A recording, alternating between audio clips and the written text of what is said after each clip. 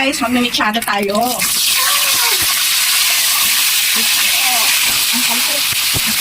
Hindi na ko yung kamatis kasi ito ang magpapalasa sa chicken mechado.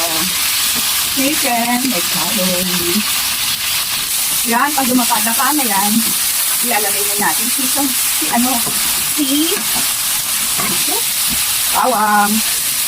bawang na galing sa kapitbahay. Sama-sama na sila together. At sibuyas na galing ng Gaetia. Maraming sila. Maraming salamat sa sponsor. Kamatis na galing sa palengke. Napano yung kamatis? Lalagay na natin ang chicken.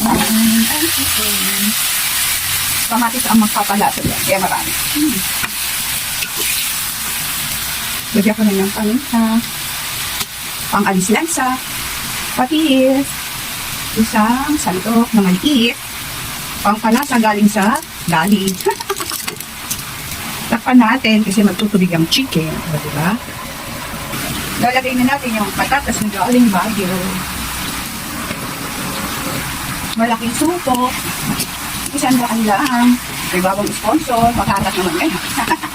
Yan, natutuyuan na siya. Malapit nang maluto at makakagawa na naman tayo ng masarap na ulam. At silik pula na galing ref na malapit nang mabulok. Ako hindi kasi ilang araw na siya.